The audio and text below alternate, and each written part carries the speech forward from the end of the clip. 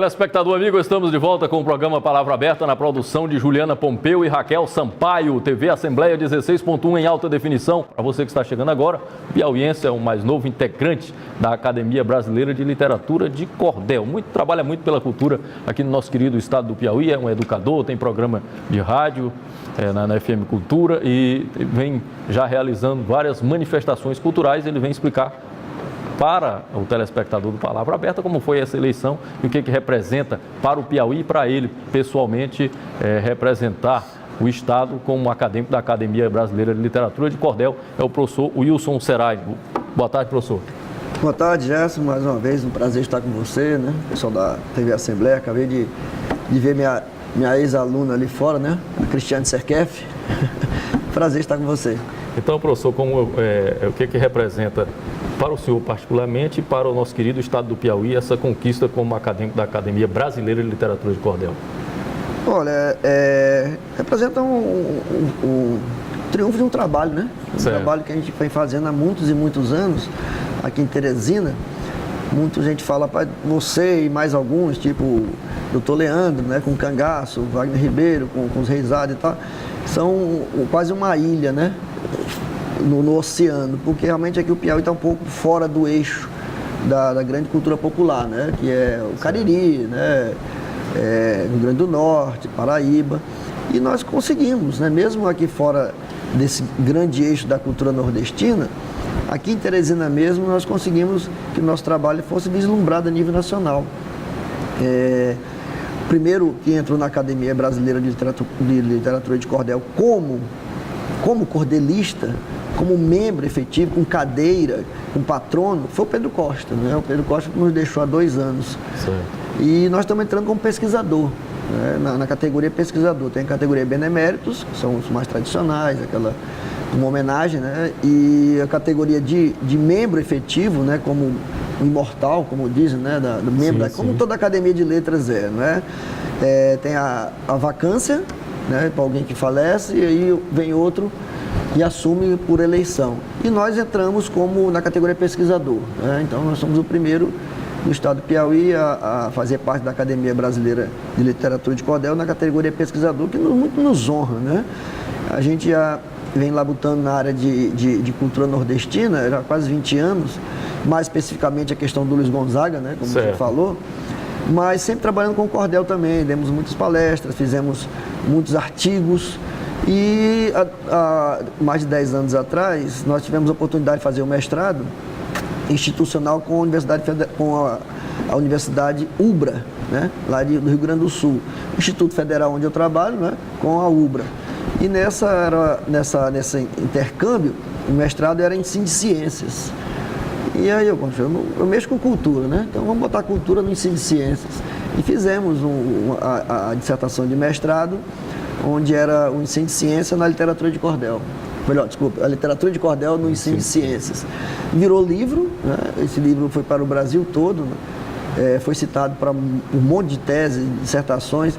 Fizemos um outro trabalho publicamos a nível nacional sobre Einstein na literatura de cordel. Albert Einstein, né? Albert Einstein, né? Foi até uma coisa surpreendente lá no congresso que a gente mostrou o trabalho. Foi lá no Rio Grande do Sul também o congresso.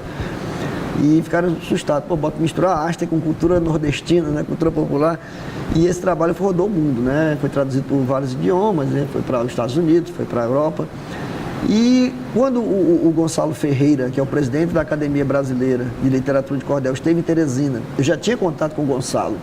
Eu adquiria material do Gonçalo, adquiria material da Academia de Cordelista, porque muitos cordelistas alimentam a academia, e lá nós temos acesso a muitos títulos de cordéis. Então eu como colecionador, já era colecionador de cordel, então a gente adquiriu muitos títulos com o Gonçalo. E quando ele veio aqui para fundar a Academia Piauiense de Literatura de Cordel, né, que é uma das poucas academias regionais de literatura de cordel no Brasil, Pedro Costa era o presidente e eu era membro também da Academia Piauiense, ele conheceu o nosso trabalho mais de perto. Levou nossos livros, nossos trabalhos, nossos artigos, nossos textos. E quando foi ano passado, no encontro que teve lá em Fortaleza, um encontro nacional de cordel, né? Não era só cordelistas, eram pesquisadores, professores. E ele teve contato com a gente de novo e lá fez o convite para que a gente pudesse fazer parte da Academia Brasileira como pesquisador, né? Então o convite já está com mais de um ano e a dificuldade de a gente ir para o Rio de Janeiro, né? Eu queria que... A sede fica lá no Rio de Janeiro? É no Rio de Janeiro, a sede. E a dificuldade... Como da ABL também. Da né? ABL também, da Academia Brasileira de Letras. A gente tem uma agenda um pouco meio atribulada, dele também é bastante atribulada. E eu queria também ficar perto do meu povo, né? Aqui é meu habitat, né? Aqui é onde eu respiro. E eu conversei com ele se ele poderia dar posse a gente aqui, né? Eu marquei 3 vezes para ir ao Rio de Janeiro, todas as 3 não deram certo, né? E ele disse que viria sim dar posse aqui em Teresina. Já tem data confirmada? Já, sexta-feira agora. Ah, na próxima sexta. Depois da manhã, lá no Conselho Estadual de Cultura, que também é minha casa, né? Eu sou conselheiro há 5 anos, então optei para fazer... Qual horário, professor? Às 19 horas, certo. lá na academia, no Conselho Estadual de Cultura e na Vermelha, na 13 de maio, ali próximo ao mercado da Vermelha. Né? Nós vamos ter uma cantoria de viola, que não podia deixar de faltar, né? O Antônio Raimundo e o Raimundo Brito, né? Vamos nos presentear com uma cantoria de viola. E um declamador de poesia matuta, né? Que vai declamar alguns cordéis, né? O Luiz Carlos, que é filho do Pedro Costa. Né? Sim, sim. Também é uma maneira de prestar uma homenagem ao maior cordelista desse estado em todos os tempos, que é o Pedro Costa. Agora, professor, assim, interessante, o senhor falou no Einstein, né, e quem o conhece há muito tempo já como professor de física, né, de disciplina de cálculo. Você não vai dizer que foi meu aluno, não. Não.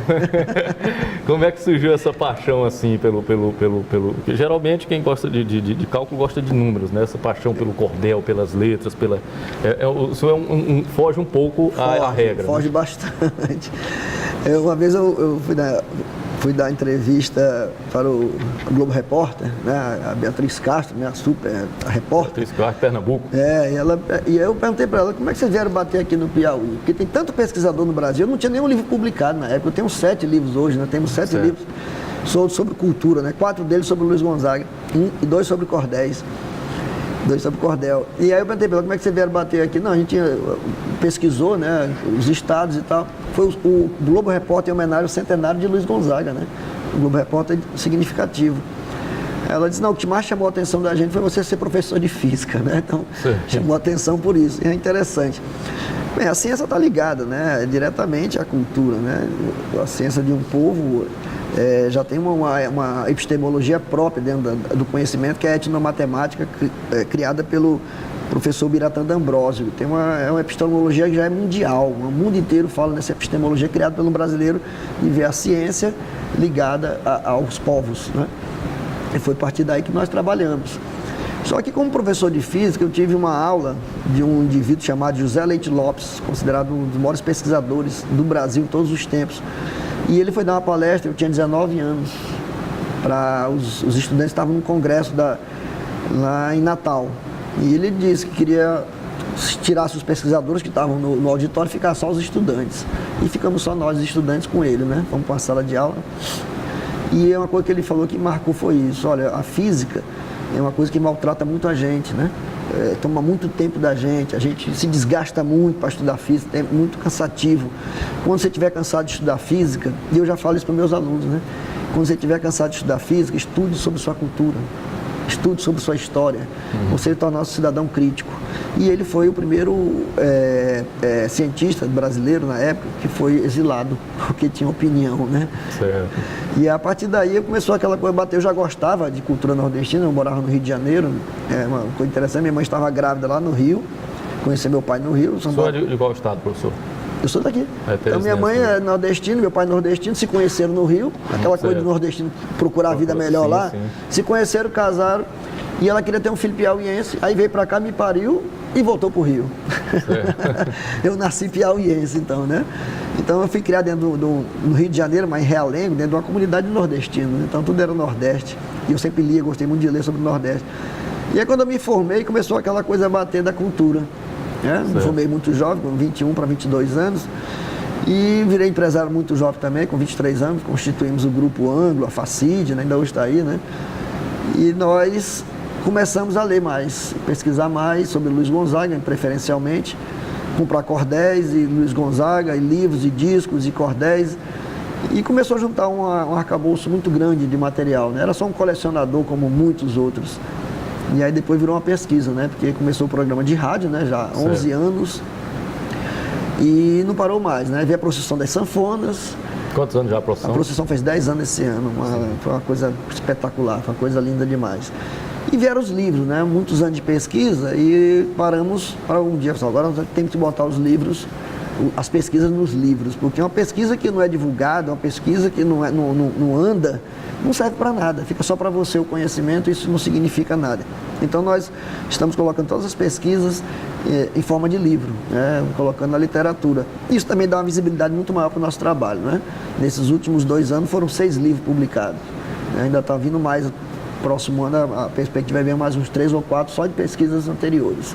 E também do trabalho que a gente começou, né, e estamos dando continuidade, que é o projeto Gente Querida, que o primeiro número foi a Maria da Inglaterra, que nós tivemos aqui. E vai sair mais 2 números agora, que é o Mandu Ladino e da Corte Silva em quadrinhos. Tá? Outro projeto nosso também. Então é isso aí. Então a cultura entrou, né, no professor de física e não saiu, né? E nem o professor de física também saiu da cultura, né? Nós juntamos os dois e foi reconhecido agora, né? E logo, né, num momento bem importante, bem significativo para a cultura nacional, que esse ano o cordel foi reconhecido pelo IFAM como patrimônio nacional, né? Então nós fomos presenteados duplamente. Vitória, né? Foi, já era para ter sido feito há mais tempo, já que o cordel vem acompanhando a história do Brasil há muitos anos, desde quando o Leandro Gomes de Barros começou a trabalhar o cordel aqui no Brasil, na região Nordeste, há 100 anos. De lá para cá sempre você pode ver a passagem do cordel em várias etapas da história do país. Agora eu fiquei curioso aqui, o poeta do Rio Parnaíba em quadrinhos, o senhor vai explorar basicamente o quê? Não, aí o texto foi o presidente da Academia Piauiense de Letras, o Dr. Nelson Nero Costa, que fez o texto, né? A gente está na organização da série. Faz as modificações, desenho, ajeita aqui. Então o Nelson Nero vai ser uma surpresa, né? A gente nunca quer trabalhar. Quem pegou o livro da Maria da Inglaterra viu que não é bem diferente da maioria das histórias, né? Fulano nasceu em lugar tal, sim, sabe? Não segue essa cronologia. Eu acho, né? Isso aí já um pouco ultrapassado, né? Cada um faz do jeito que quer, né? Mas eu estou coordenando o trabalho, então estou começando de maneira diferenciada. E o texto do Mandu Ladino, o texto base, foi feito pelo Dr. Leandro Cardoso Fernandes, né? Que é o nosso cangaceiro, né? O pesquisador de cangaço, ele é cardiologista. Foi o único brasileiro, ano passado, no ano atrasado, que foi convidado pela Academia Brasileira de Letras, lá no Rio de Janeiro, para falar sobre literatura e cangaço. Então, é daqui do Piauí, né? E o cangaço não é um tema muito ligado ao Piauí, porque o cangaço nunca passou aqui. Cangaço de Lampião, né? Sim. O cangaço do senhor Pereira passou, né? Pelo sul do estado. Então, a gente tá nessa luta para esses 2 títulos saírem. Tem mais ideias de outros títulos acerca do trabalho dessa série, né? Gente Querida, né? Porque a gente acha que é importante essa questão do quadrinho, porque o quadrinho ele bate mais com o jovem, né? com a criança, para eles conhecerem esses personagens brasileiros, né? Melhor, os personagens piauienses, né? A Paraíba já faz isso, né? Pernambuco faz isso, então o Piauí começou a fazer com Maria da Inglaterra. Ok, professor, muito obrigado e parabéns pela a sua conquista e a posse logo mais à noite. Sexta-feira, né, às 19 horas, no Conselho Estadual de Cultura. Eu que agradeço, gente. Muito obrigado. Muito obrigado. O programa Palavra Aberta de hoje, na produção de Juliana Pompeu e Raquel Sampaio, fica por aqui. Espero você sempre de segunda a sexta-feira, horário ao vivo, 2h30 da tarde, horário alternativo, 10 horas da noite ou 22 horas, como alguns preferem.